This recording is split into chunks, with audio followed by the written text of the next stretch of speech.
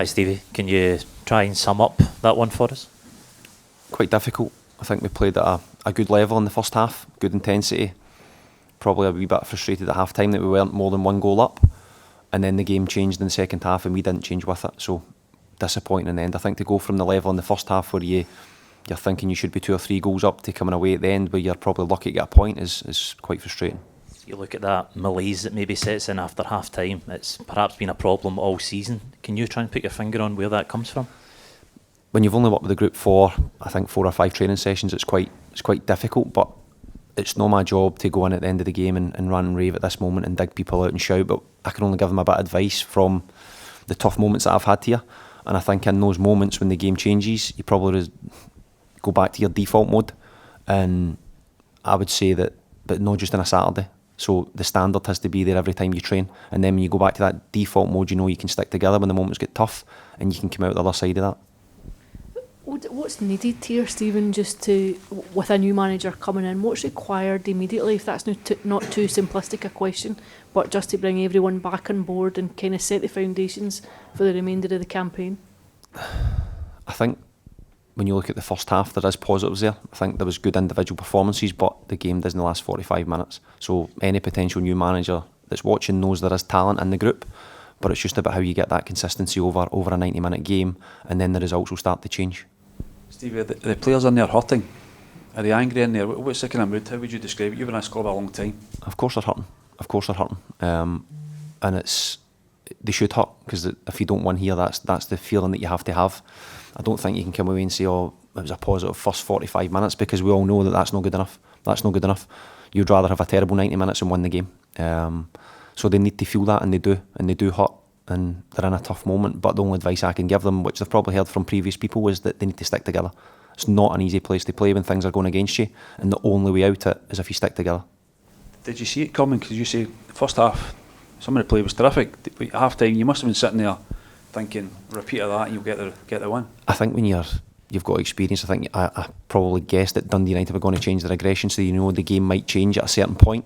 And we put so much into the first half in terms of energy levels that when you have a dip and they raise theirs, it's quite hard to then go and regain that momentum. So, but that's in the moments where the real character comes out. You've got to stick together.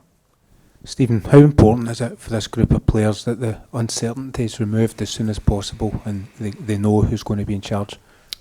Honestly, that's not where my attention's going right now. My attention was always to full focus on Dundee United, and that should be their intention as well. It shouldn't matter, and understand the question, it shouldn't matter who the manager is, and that might sound like an easy thing to say and like the textbook answer, but as a group of players you need to be leaders of men, and they need to stick together and find a way to turn the results no matter who's standing in the dugout. So have you been told at this stage that you'll be in charge again on Thursday? It's just 4 days away, 5 days away? Honestly, I'm going day by day. I have not thought any further ahead than Dundee United, because that would have been disrespectful. I knew they were a good team, so I knew we had to prepare properly. So if my focus was on other things, whether that was manager noise or thinking about a potential game on Thursday night, that would have been disrespectful to Dundee United. So you take charge again tomorrow, Monday? As it stands now, I'll plan to take training tomorrow, yeah. Guys, who's next? Back to Robert. Stevie, do you think things can turn quickly? A new manager comes in, it's going to be the same group of players. Do you think it can be changed overnight? I do, yeah. And that people might say that's very optimistic, and understand why.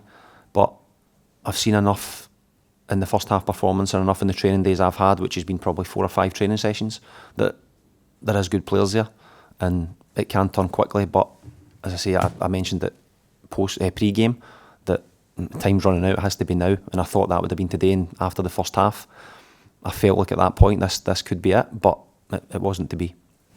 Just for yourself, standing in the touchline, what was it like? How did you feel about it?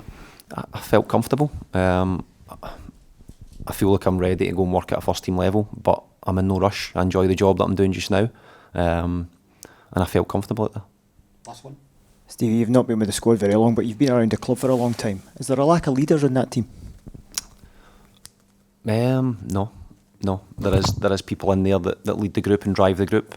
But again, I'll go back to, you can't just lead the group and drive the group on match days. It has to be every day. And that's not that they don't do it, but to be successful here, the standards need to be there every single time you come to the training centre, every single time you go on a training pitch. And then, as I mentioned, in those tough moments, that's when you see a team.